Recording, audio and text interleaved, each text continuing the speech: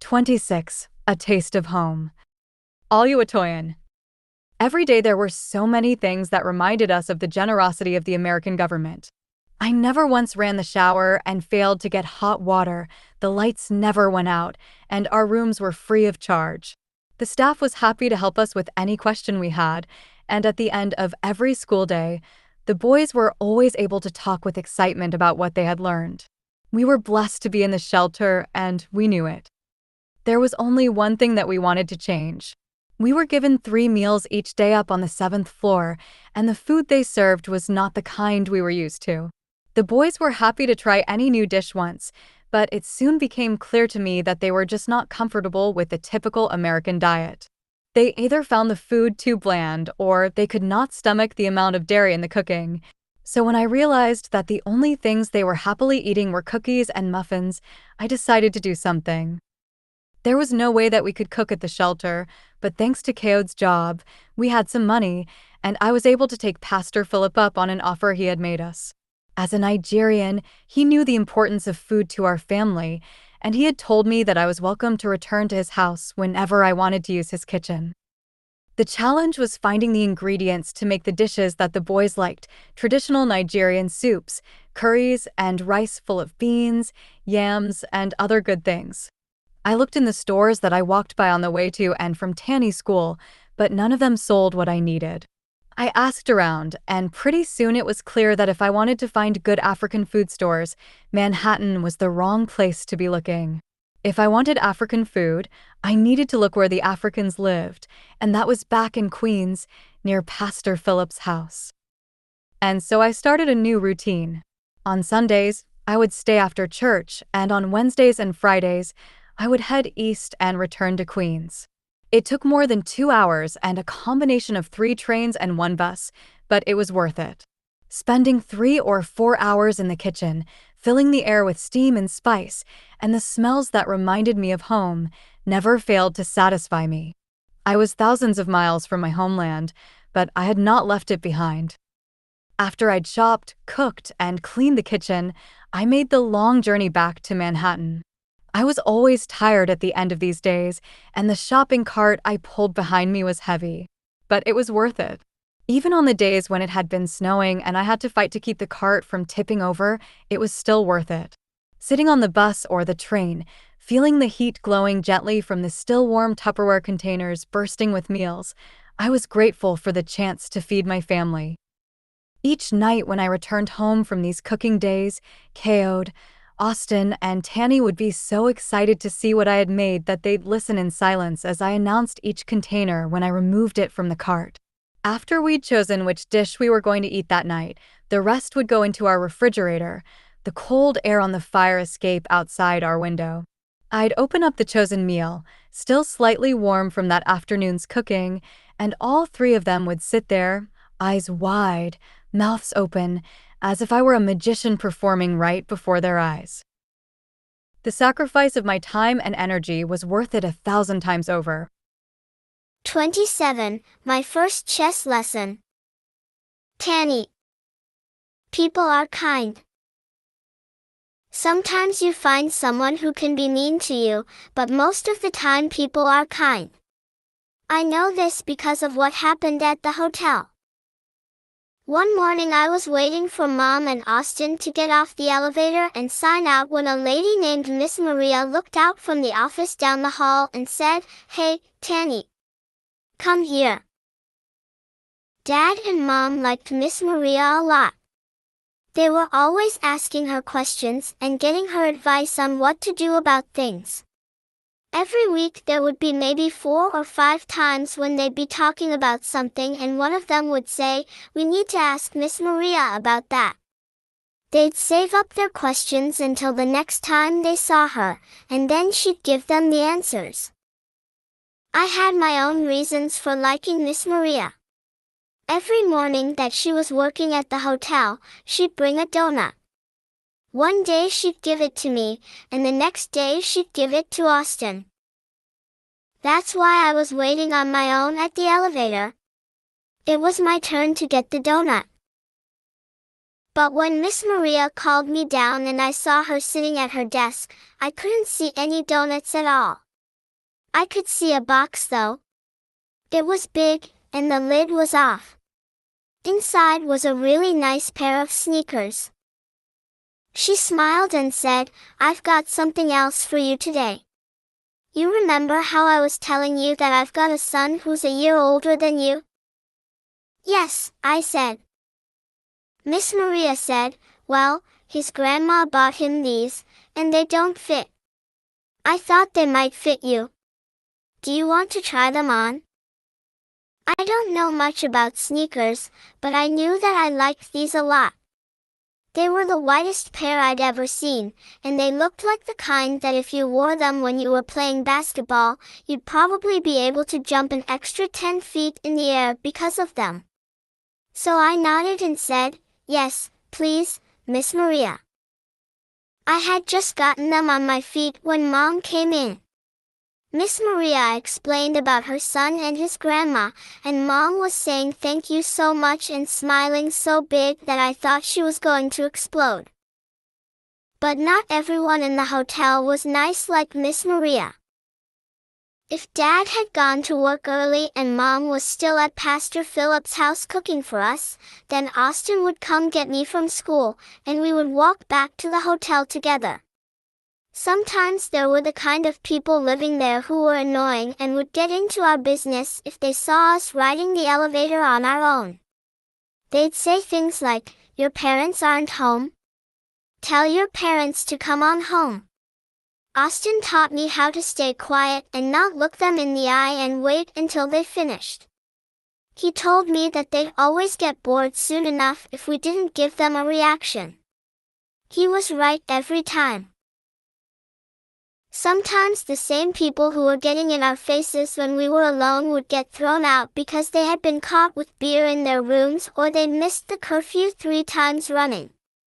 I always thought that was dumb because the rules were written really clearly on the office door, and so every time you went to sign in or sign out or to get your meals, you saw them all there in a long list. And because it was cold outside, I wondered what would happen to these people. Did they have another hotel to go to? I hoped so.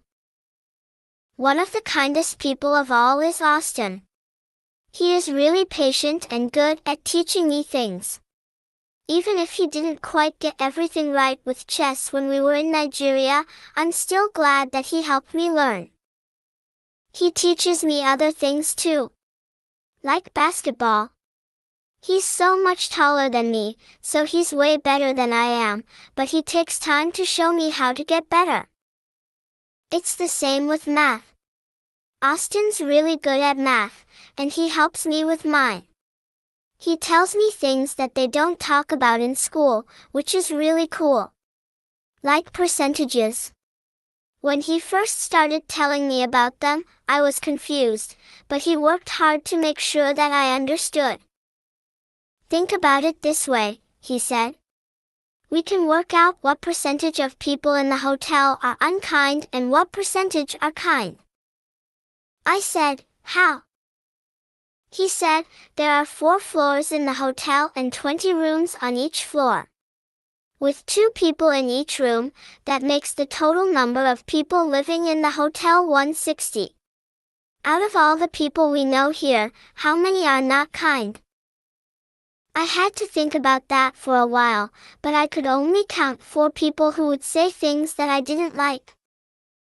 Austin said that he agreed and showed me that 4 people out of 160 was just 2.5%. "That's a low number," I said. He said, "Yes, and it means that 97.5% of people in here are kind." We both agreed that was a lot of kindness.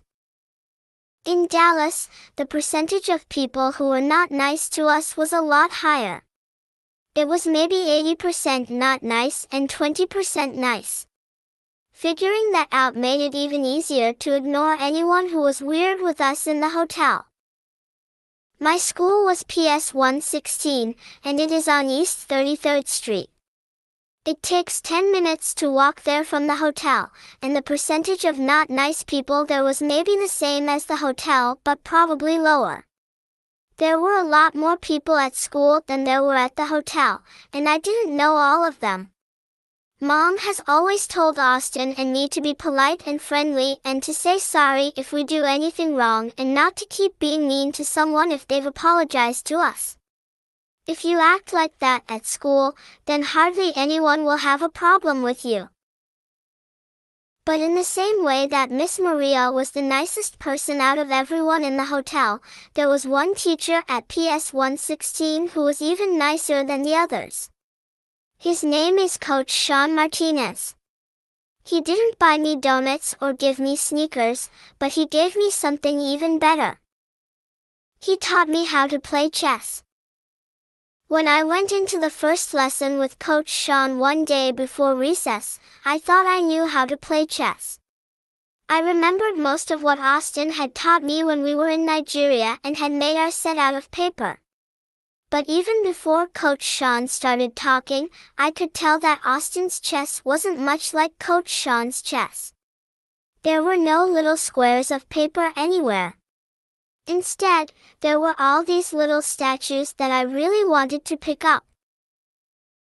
I didn't pick them up. I was too busy looking at Coach Sean. I didn't know back then what a typical chess coach would look like, but I knew that Coach Sean didn't look like any of my school teachers.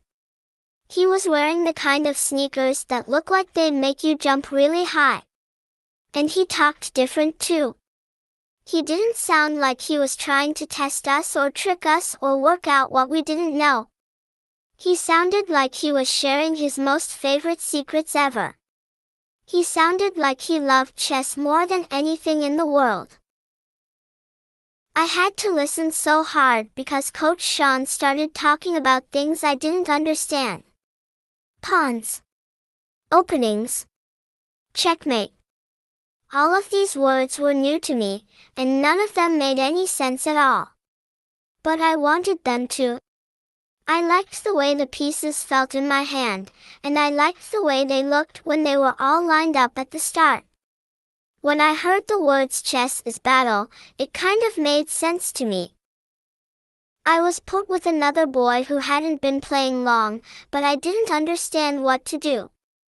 When it was my turn to go, I'd pick up a piece and move it, but the boy would shake his head and say things like, "You can't do that," or "illegal."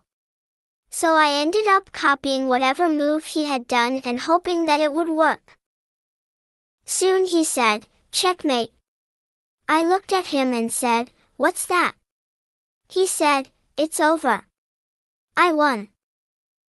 Right then there was a part of me that didn't want to play chess ever again. But there was another part of me that really, really did. I liked being there, and I liked the way the room felt. It was kind of like a library and kind of like a church. So when Coach Sean came over and smiled at me, I smiled back.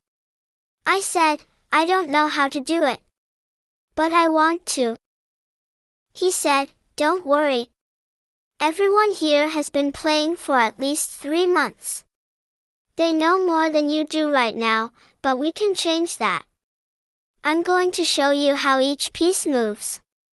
If you pay attention and remember what they do, you might be able to play in about 2 weeks." I paid attention. I watched him pick up each piece and show me the way it was allowed to move. I made my brain remember everything he said. I locked it inside of me. "You got all that?" asked Coach Sean when he put down the last piece. I nodded and said yes. "You want me to go over anything?" "No." 28. God Can Rescue U.S. KO'd. When we were living in the shelter, I often remembered the day in the market in Ado Ekiti when I first set eyes on Oluwatoyin. When I was lying on the bed after working all night, trying to ignore the many different pains that were troubling my body, those memories became my medicine. Every morning it was the same. I would arrive back at the shelter, too tired to eat, too tired to shower or change out of my clothes. Once I had signed in and returned to the room, I would simply lie down on the bed and be asleep within minutes. Hours later, before the boys finished school, I would wake up in pain. It was always the same parts of my body that hurt. My shoulders, my feet, my back. But the worst of the pain was always in my hands. They would be bent like claws, and before I could even get out of bed, I would have to spend several minutes stretching them back to life. The stabbing ache that ran through my body was not the only problem I had to deal with. The room itself was so small that if you weren't standing in the gap between the beds or in the bathroom, you had to be sitting or lying on the bed. I was back in the same place I had been in Dallas, locked away and lying down. I did not like feeling trapped like this. I did not like it at all.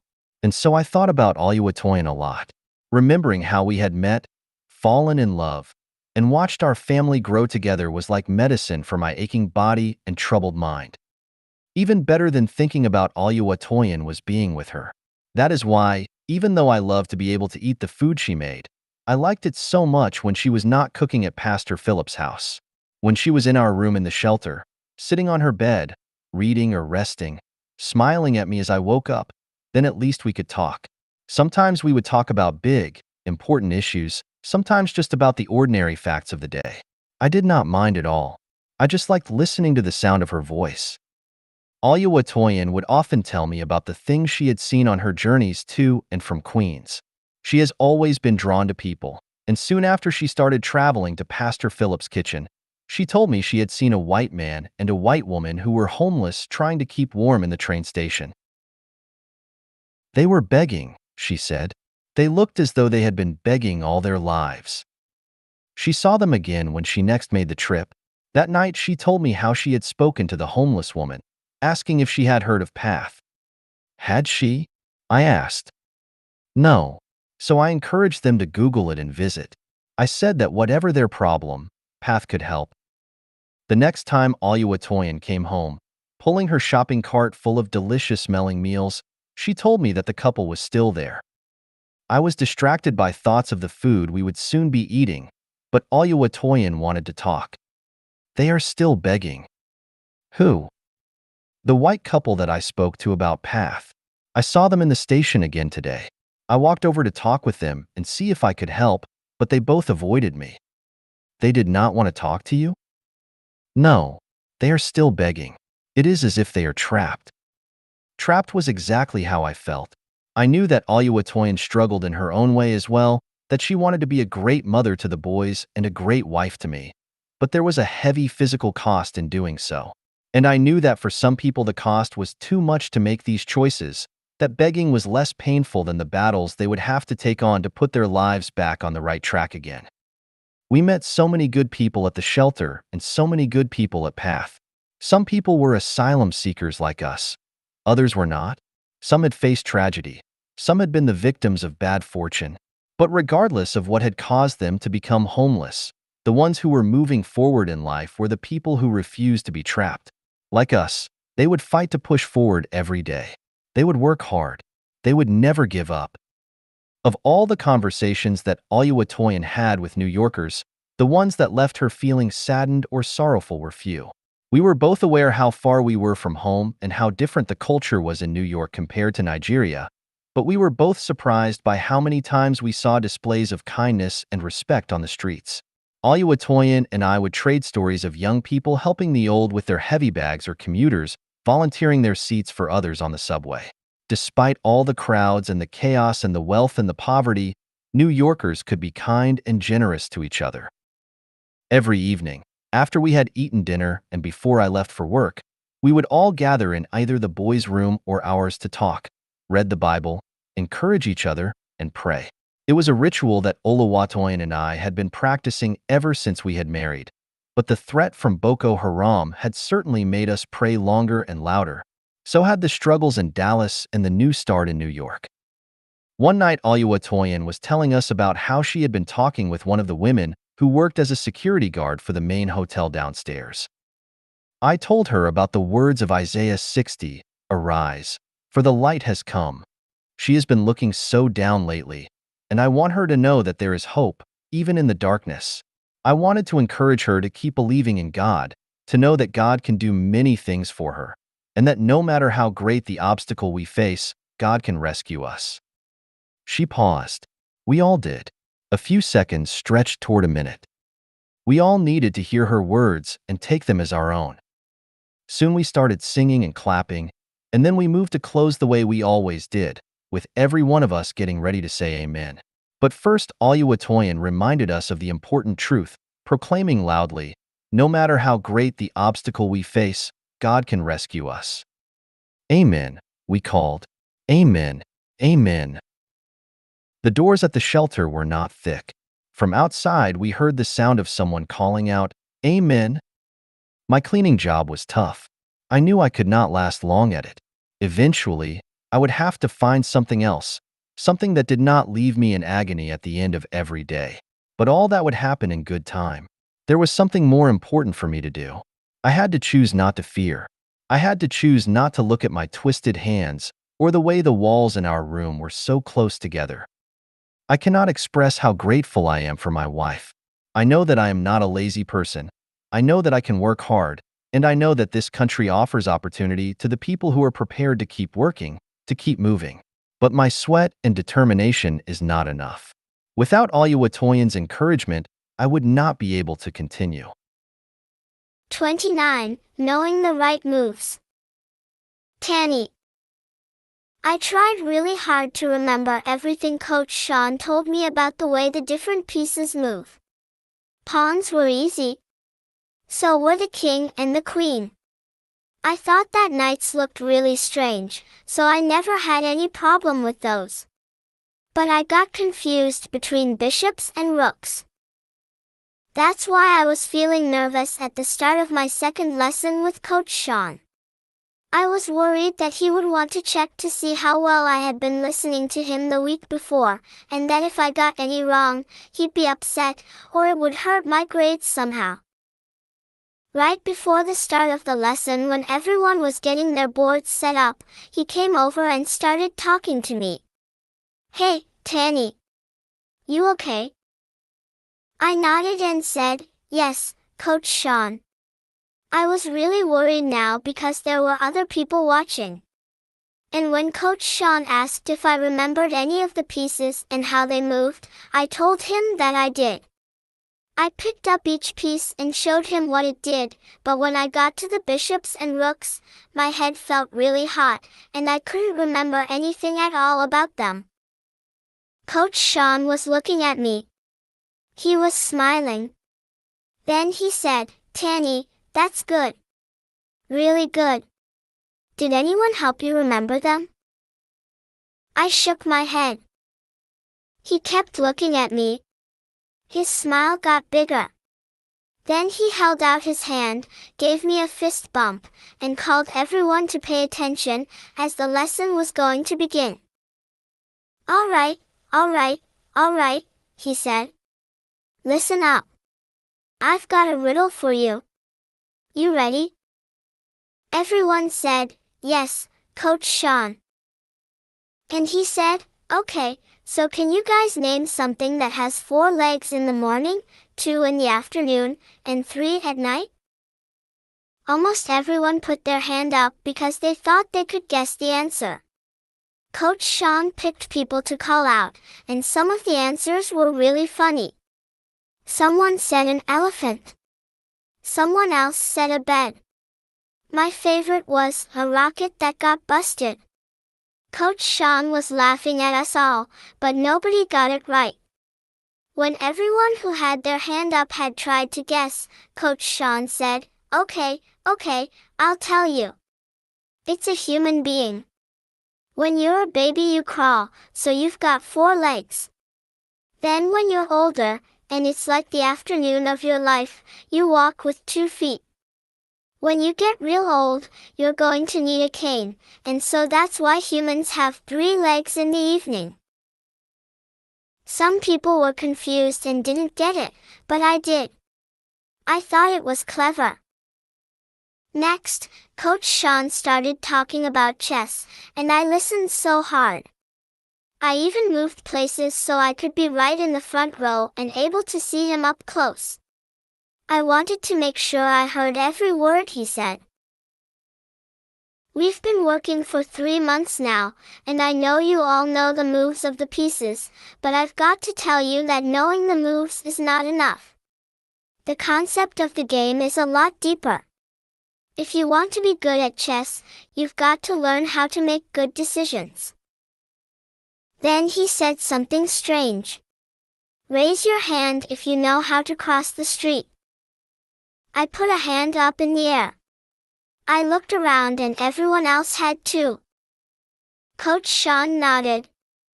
Then he said, right. Is it simple or difficult to cross the street? We all called out, it's simple. Okay, but if one day you forget what to do when you're crossing the street, and you forget to look both ways and make that mistake, what could happen to you? I had my hand up high. Mom had been talking to me a lot about crossing the street ever since we moved to the hotel because the roads in New York are a lot busier than they are in Dallas or most places in Nigeria. When Coach Sean called on me to answer, I said, you'd be hit by a car, and you might die. He said, yes, that's right, Tani. Even a simple thing like crossing the street can have really bad consequences for your life. And that's like chess. You might think that since you're just making a simple move you can make it fast and not think about it carefully, but you can end up in so much trouble. You've got to think the consequences through. You've got to think deep. Otherwise, you're going to end up in trouble. I liked everything that Coach Sean said. Everything. That's when I knew that I really wanted to be a chess player. 30. An impossibly expensive activity. Aloud. Ever since I met Kaod, I have known him to work hard. But after just 2 weeks of washing dishes, he wasn't just tired, he was exhausted. Naturally, I wanted to help him. If I was in the room with him during the day, I'd make sure that I kept quiet and let him sleep as long as he could. There were other things I did as well. I worked hard to keep any burdens from him that he didn't need to worry about. If he asked me how I was doing, I would tell him fine, even if I was feeling trapped or tired or sad about the way things had ended back in Dallas. I tried my hardest to keep all that to myself, pull myself together, and get over whatever it was that was trying to weigh me down. But when Tani came home from school saying that he wanted to enroll in the after-school chess program and showed me a letter that said it would cost $330 for one semester, I didn't know what to do. Telling Kaod about it was a bad idea that I wanted to rule out at once. I knew that $330 was an impossible amount of money for us to spend on an after-school activity that ran for only 2.5 hours each week. Kaod's job was bringing in a maximum of $300 each week, and we were spending more than half of it on food and travel. The rest we used for essentials. What was left each week was never more than a few dollars. But there was something about the way Tani spoke about the club and a man named Coach Sean that made me want to think a little harder and not just dismiss the idea out of hand. Tani had been talking about it all nonstop, and not just in the way Tani usually speaks about whatever he is passionate about at the time. On almost every walk to or from school, he told me about chess in a way that made it clear to me he was really thinking deeply about it. Coach Sean says that some people like chess because it's competitive. They like winning, and if you do like 40 or 50 chess puzzles each week and go to practice and work really hard, you will get better. But some people like it because maybe they're not good at sports or have never been on a team, and so when they join the chess program, they're part of a real team that goes to tournaments and competes together. Some people like chess because they like the way they have to do what he calls deep thinking. Wait, Tani, I said, grabbing his backpack and stopping him from stepping into the road. The light's not green yet. Deep thinking is when you have to make your brain really concentrate harder than you've ever made it concentrate before and imagine all the possible moves that could follow when you make a certain move. Coach Sean says that with practice you can do deep thinking so good that you can see 4 or 5 moves ahead. Okay, so which of those reasons is the main one behind your wanting to play? Tani thought hard. All of them. All of them. Yes! Coach Sean says that chess is not a game that you just pick up. He says you've got to understand it all, every part of it, and to do that, you have to make sacrifices. But if you do that and work hard, then you can go far. I decided that the best way to talk to Kaod about it was simply to tell him the facts. So one afternoon, when he had finished eating, I told him about Tani, Coach Sean, and the question of whether we could talk about the $330 it would cost for Tani to enroll. Kaode looked at me. He'd slept for hours, but he still looked tired. We have no money. I know we don't. Can't he do something free instead? Free? Maybe, I said. Let me see. I didn't talk to Tani about enrolling in a different course. Not yet, at least. I'd seen something on the letter about scholarships, and I hoped that there might be a way of reducing the fee a little. The only other problem was that the letter Tani had brought back about the program wasn't signed by Coach Sean, but by someone named Coach Russ. I'd never heard the name Russ before, so I did not know whether it was a man's or a woman's name. I hoped that he or she would not be offended by my opening. From Tani Adewumi. 2. Impact Coaching Network. Date: Thursday, February 1st, 2018, 10:03 a.m. Good morning, Mr./Ms. Rusmakovsky, Head of Chess Program. I am Mrs. Adewumi, a mother to Tanitoluwa Adewumi, one of your students in 2nd grade, class 2 to 304. He is interested in the chess program, which he will like to be participating in. I learned the program held in the school every Thursday from 2:35 to 5 p.m. Please, I would like to know about the scholarship program for his interest. Thank you. Tani Adewumi. Coach Russ replied almost immediately. From Impact Coaching Network. 2. Tani Adewumi. Date: Thursday, February 1st, 2018, 12:13 p.m. Hi, Mrs. Adewumi. Glad to hear Tanitoluwa is interested in participating. How much are you able to contribute towards the program? Thanks. Coach Russ. I still didn't know whether I was emailing a man or a woman, but that was not the biggest problem I was facing. The problem was that question of how much we could contribute. All throughout that afternoon and for much of the next day, I asked myself what the right thing was to do. We had a few dollars left each week from Kaode's job, but that was all. We had some savings, too, though most of the $5,000 that Kaode had brought back with him from Nigeria was gone by this time. I left it until the next afternoon before I replied. From Tani Adewumi. 2. Impact Coaching Network. Date: Friday, February 2nd, 2018, 3:33 p.m. Good afternoon, sir/ma. I would love to contribute to this program. Presently we stay in a shelter. I don't have much with me for now, but my son, Tanitoluwa, is much interested in the chess game. Kindly assist. Thank you. Tani Adewumi.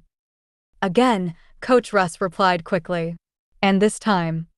From Impact Coaching Network. 2. Tani Adewumi.